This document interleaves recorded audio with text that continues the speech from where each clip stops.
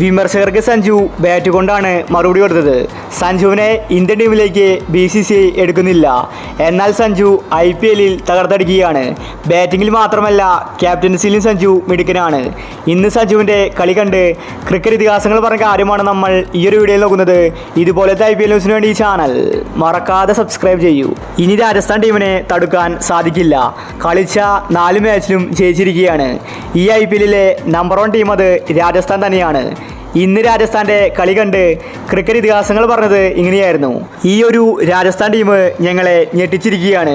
ഒരു മാച്ചിൽ പോലും അവർ തോറ്റിട്ടില്ല. പ്രത്യേകിച്ച് ഇന്ന് സഞ്ജുവും ബട്ട്ലറും. അവരുടെ കളി രീതി നോക്കൂ, എത്ര മനോഹരമായിട്ടാണ് അവർ കളിക്കുന്നത്.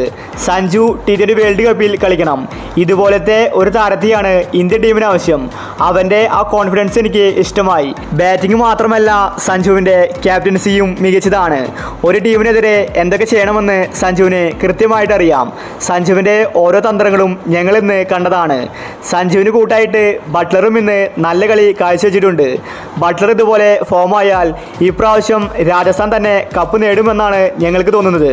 സഞ്ജുവിനെ ഇന്ത്യൻ ടീമിൽ എടുത്തില്ലെങ്കിൽ അത് BCCIക്ക് വലിയ നഷ്ടമാകുമെന്നും ഇതിഹാസങ്ങൾ വ്യക്തമാക്കി. സഞ്ജു ഇപ്പോൾ നല്ല കളി കാഴ്ചവെക്കുന്നുണ്ട്.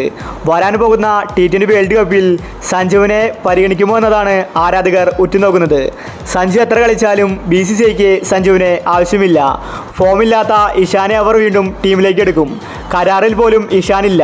സഞ്ജു കരാറിലുണ്ട്. സഞ്ജു നന്നായി കളിക്കുന്നുമുണ്ട്. എന്നിട്ടും സഞ്ജുവിനെ അവർക്ക് ആവശ്യമില്ല. എന്തായാലും സഞ്ജു ഇന്ത്യൻ ടീമിൽ കളിച്ചില്ലെങ്കിലും IPLൽ സഞ്ജു കസറുമെന്നത് ഉറപ്പാണ്. ഇപ്രാവശ്യം രാജസ്ഥാന് വേണ്ടി സഞ്ജു കപ്പ് നേടിക്കൊടുക്കും. സഞ്ജുവിൻ്റെ ക്യാപ്റ്റൻസിയിൽ ഇപ്രാവശ്യം രാജസ്ഥാൻ കപ്പ് നേടട്ടെ. അപ്പോൾ ഇന്നത്തെ കളിയെ പറ്റി നിങ്ങളുടെ അഭിപ്രായങ്ങൾ താഴെ കമൻറ്റ് ചെയ്യുക. ഇതുപോലത്തെ IPL ന്യൂസിന് വേണ്ടി ഈ ചാനൽ മറക്കാതെ സബ്സ്ക്രൈബ് ചെയ്യൂ.